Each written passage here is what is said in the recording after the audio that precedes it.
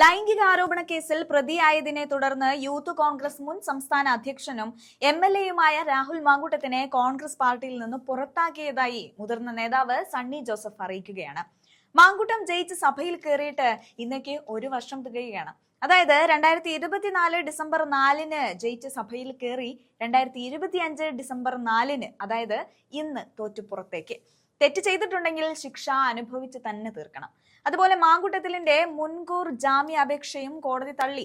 ജില്ലാ principal sessions കോടതിയാണ് മുൻകൂർ ജാമ്യാപേക്ഷ തള്ളിയത്.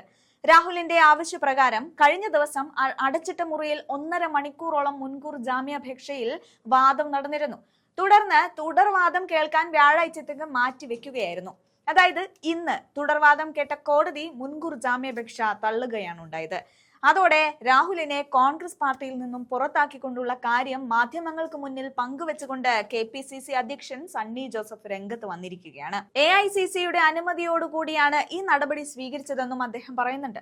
അതുപോലെ ഇനി രാഹുൽ മാങ്കൂട്ടത്തിൽ MLA സ്ഥാനം രാജിവെക്കുന്നതാണ് നല്ലതെന്നും അദ്ദേഹം അഭിപ്രായപ്പെട്ടു. നടപടിക്രമങ്ങളുടെ ഭാഗമായുള്ള കാലതാമസം മാത്രമാണ് ഈ തീരുമാനം എടുക്കുന്നതിൽ ഉണ്ടായതെന്നും ഈ നിയമം അതിന്റെ വഴിക്ക് പോകാനാണ് പാർട്ടി തീരുമാനിച്ചിരിക്കുന്നതെന്നുമാണ് പറയുന്നത്. നടപടിക്രമങ്ങളുടെ ഭാഗമായുള്ള കാലതാമസം മാത്രമാണ് ഈ തീരുമാനം എടുക്കുന്നതിൽ ഉണ്ടായതെന്നും നിയമം അതിന്റെ വഴിക്ക് പോകാനാണ് പാർട്ടി തീരുമാനിച്ചിരുന്നതെന്നുമാണ് പറയുന്നത്. മറ്റൊരു കാര്യം, തെരഞ്ഞെടുപ്പ് പടിവാതിൽക്കൽ എത്തി നിൽക്കുമ്പോൾ ഈ ഒരു സംഭവം തെരഞ്ഞെടുപ്പിനെ ഒരു തരത്തിലും ബാധിക്കില്ല എന്നാണ് അദ്ദേഹം തീർത്തും പറയുന്നത്. അതുപോലെ പാർട്ടി മുൻ തീരുമാനങ്ങൾ എടുത്തിരുന്നു. അതൊക്കെയാണ് ആക്ഷേപങ്ങൾ മാധ്യമങ്ങളിൽ വന്ന ഉടൻ തന്നെ അദ്ദേഹത്തെ യൂത്ത് കോൺഗ്രസ് പ്രസിഡന്റ് സ്ഥാനത്ത് നിന്ന് നീക്കി. തുടർന്ന് കോൺഗ്രസ് പാർട്ടിയിൽ നിന്ന് സസ്പെൻഡ് ചെയ്യുകയും പാർലമെന്ററി പാർട്ടിയിൽ നിന്ന് പുറത്താക്കുകയും ചെയ്തു. അതുപോലെ KPCCക്ക് പരാതി കിട്ടിയപ്പോൾ തന്നെ അത് പോലീസ് DGPക്ക് ഫോർവേഡ് ചെയ്യുകയും കേസ് രജിസ്റ്റർ ചെയ്യുകയും ചെയ്തു.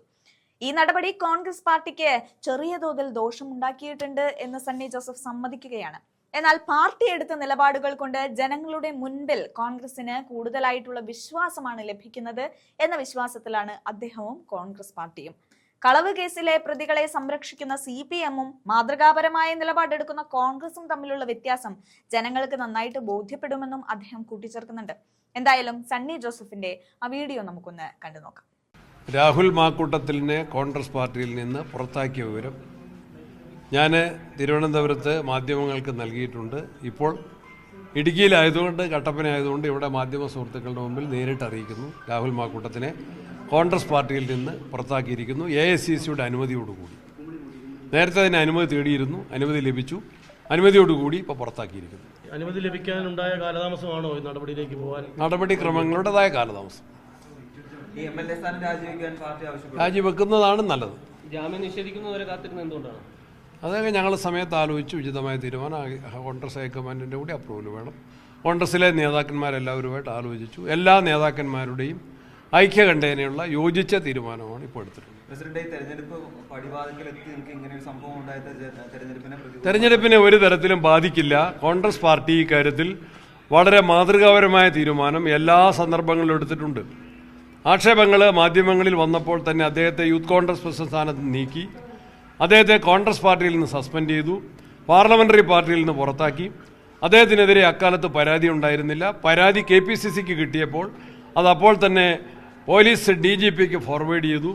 അദ്ദേഹത്തിനെതിരെ കേസ് രജിസ്റ്റർ ചെയ്തു. അക്കാര്യം ഞങ്ങൾ വിശദമായിട്ട് ഞങ്ങൾ പരിശോധിച്ചു, പരിഗണിച്ചു. എല്ലാ നേതാക്കന്മാരുമായിട്ടും കോൺഗ്രസ് ഹൈക്കമാൻഡുമായിട്ട് ചർച്ച നടത്തി. അതിൻ്റെ അടിസ്ഥാനത്തിൽ ഒറ്റക്കെട്ടായിട്ടുള്ള തീരുമാനമെടുത്തു. അദ്ദേഹത്തെ കോൺഗ്രസ് പാർട്ടിയിൽ നിന്ന് പുറത്താക്കി.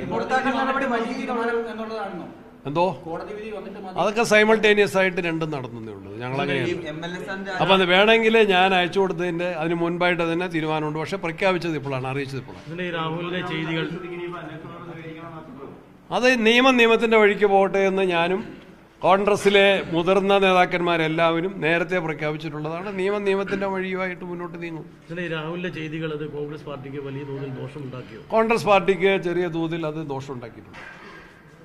അതിനെ മറികടക്കാൻ പാർട്ടി എന്താണ്? പാർട്ടിയുടെ വിശ്വാസ്യത ഒരു കാരണവശാലും തകരില്ല. പാർട്ടി എടുത്ത നിലപാടുകൾ കൊണ്ട് ജനങ്ങളുടെ മുമ്പിൽ കോൺഗ്രസിന് കൂടുതലായിട്ടുള്ള വിശ്വാസമാണ് കിട്ടുന്നത്. കോൺഗ്രസ് മാതൃകാപരമായി CPM-നെ പോലെയല്ല. കളവ് കേസിലെ പ്രതികളെ സംരക്ഷിക്കുന്ന, അവർക്കെതിരെ ഒരു നടപടിയും സ്വീകരിക്കാത്ത CPM-ഉം കോൺഗ്രസും തമ്മിലുള്ള വ്യത്യാസം ജനങ്ങൾക്ക് നന്നായിട്ട് ബോധ്യം വരും. രാഹുലിനെ സംരക്ഷിച്ചു വന്നിരുന്ന യുവ നേതാക്കളും ഇപ്പോൾ വലിയ കോൺഗ്രസിലെ മുഴുവൻ നേതാക്കന്മാരും രാഹുലുമായിട്ട് നല്ല സൗഹൃദമുള്ളവരും യൂത്ത് കോൺഗ്രസിൻ്റെ പ്രസിഡൻ്റായിട്ട് പ്രവർത്തിക്കുന്ന കാലത്തുള്ള സ്നേഹബന്ധങ്ങളുള്ളവരെല്ലാം യൂത്ത് കോൺഗ്രസിലും കോൺഗ്രസ് പാർട്ടിയിലും ഉണ്ട്. അവരെല്ലാം പാർട്ടിയുടെ ഒരു തീരുമാനം വന്നപ്പോൾ അവരെല്ലാം ആ തീരുമാനത്തിൻ്റെ കൂടെ നിൽക്കും. പൂർണ്ണമായിട്ടും ഒറ്റക്കെട്ടായിട്ടുള്ള തീരുമാനമാണ്. രാജിവെക്കുന്നതാണ് നല്ലത്. അത് പാർട്ടിയിൽ നിന്ന് പുറത്തായാൽ പിന്നെ അദ്ദേഹം വ്യക്തിപരമായിട്ടാണ് തീരുമാനിക്കുന്നത്.